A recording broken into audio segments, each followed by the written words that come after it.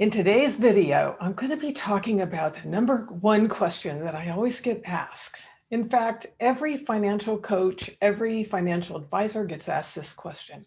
How can I always have enough money? Well, in some ways, it's the easiest question in the world to answer because it's a simple formula. But in other ways, well, the smart-ass answer is this: always spend less than what you're earning. Easy to say, hard to do. The challenge is it's a moving target. When you add up what your investments are making and then what you're earning yourself, or your income, your revenue from your own earnings, well, every year it changes. So you're on the right track when you assess regularly, annually, quarterly, monthly. In other words, you got to pay attention. When you don't, guess what? Catastrophe happens, or you get out of control of things, or you run out of time. So how much is enough for you? Everyone's number is different. So write and say your number. What is it? It's not the number you think you ought to have. And it's not the number your friends have. It's not the number your parents want you to have. It's your number. It has to come from your heart, from nowhere else. So let's talk about those terms like net worth. So all that is if you were to sell everything you own today and pay off every single debt you have, what would you have? What would that number be? And when you compare it to what you think is enough, is there a gap? And for most people, at least in the working years, yes, there is a gap. So the question is, what do you do to close that gap? And when you look at your annual income and you think, well, I need all of it for paying my regular expenses, well, that helps us to look at two questions. Number one, are there any places that you can cut your expenses? And sometimes there are, but then your enjoyment of living goes down, but your long-term goal attainment or achievement possibilities go up. So cutting expenses, and then the other way is increasing income. So in increasing income, you could go to your boss and ask for more money. You can create a side gig or a side job, or it's called a side hustle, really. It's a way to make more money. So when you make more money, then your long-term goals are more, well, and if you use it wisely toward your long-term goals, it enables you to accomplish your long-term goals a lot easier.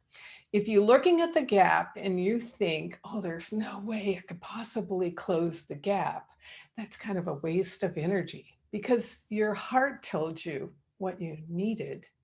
And the thing is, when you focus all of your energies toward your long-term goal of what you need, somehow doors open as if by magic.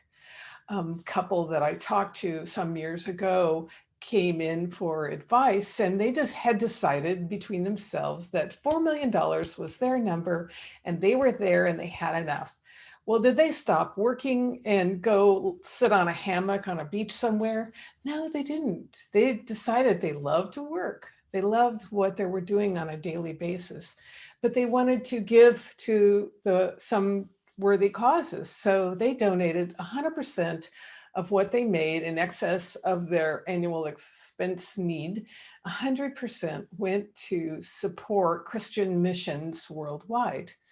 Well, everyone has something they believe in and they would contribute to if they could. And wouldn't that be a nice position to be in? But it starts out with knowing what your number is and knowing when enough is enough.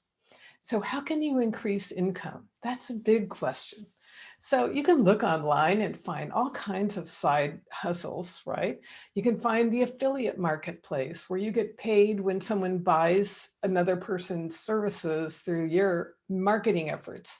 You can launch a business of some kind or other. You can detail cars. You can organize people's homes. You can write and market a book, I would suggest to learn how to market the book before you, or as you're writing it. So when it's ready to go out the door, then you know how to present it to the world in a way that brings income.